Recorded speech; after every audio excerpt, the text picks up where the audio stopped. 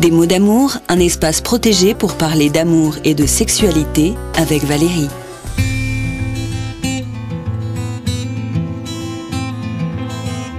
Des mots d'amour, une alcôve pour parler d'amour et de sexualité.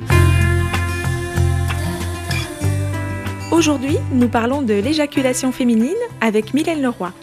Bonjour Mylène. Bonjour Valérie. Alors Mylène, vous êtes sexologue et conseillère médiatrice en genre et sexualité.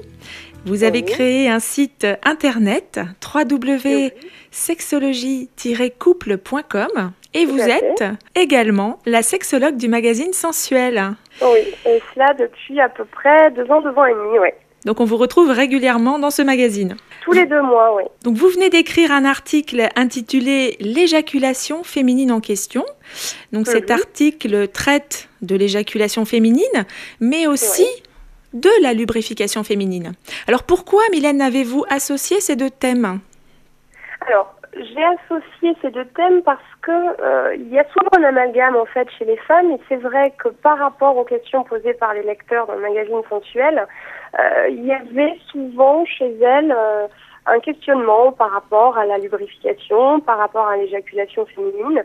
Est-ce qu'il s'agit simplement de cette fameuse lubrification vaginale qui est liée à certains paliers d'excitation, qui est liée au désir et à la possibilité de favoriser la pénétration, ou est-ce qu'il s'agit au contraire de la conséquence d'une certaine forme de jouissance qui serait là plus ou moins ce qu'on peut appeler les femmes fontaines ou l'éjaculation féminine. On pourrait aussi comparer, donc pourquoi ce terme d'éjaculation, puisque ce serait une libération à un moment en lien avec l'orgasme finalement, comparable à l'éjaculation masculine.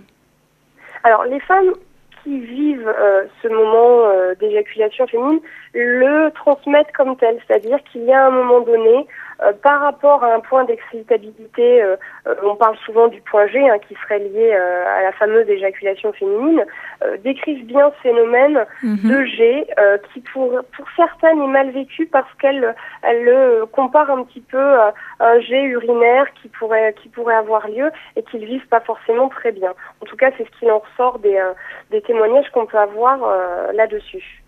Dans ce que vous dites, Mylène, j'ai l'impression aussi que finalement, par rapport à cette lubrification féminine, il n'y a pas de normes.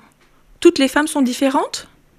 Alors, toutes les femmes sont différentes. C'est vrai que la lubrification vaginale, elle est liée à une excitation. Elle arrive entre, on va dire, à peu près 30 secondes et 2 minutes après une excitation sexuelle génitale, c'est-à-dire qu'on peut être dans une excitation émotionnelle et que la lubrification ne soit pas là.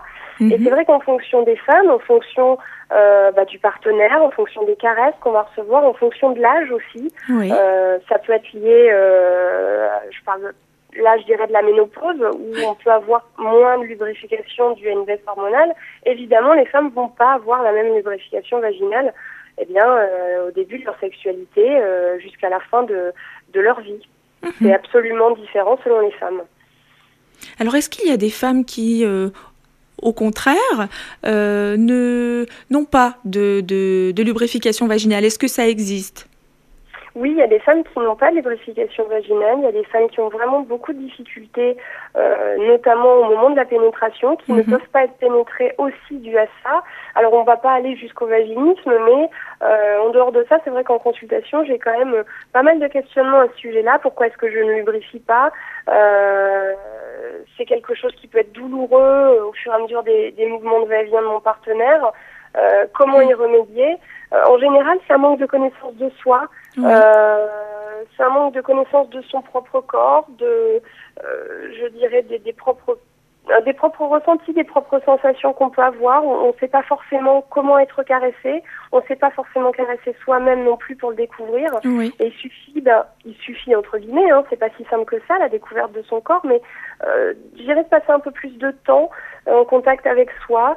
Pourquoi pas être guidé par un partenaire, si besoin est, pour apprendre petit à petit à sentir qu'il est possible de lubrifier plus facilement si on est dans un certain lâcher-prise. Alors, il n'y a pas que ce côté corporel, on va dire. Il faut être aussi dans un état psychologique qui permet d'atteindre le lâcher-prise pour que le corps réponde évidemment à une certaine excitation et favorise la lubrification vaginale.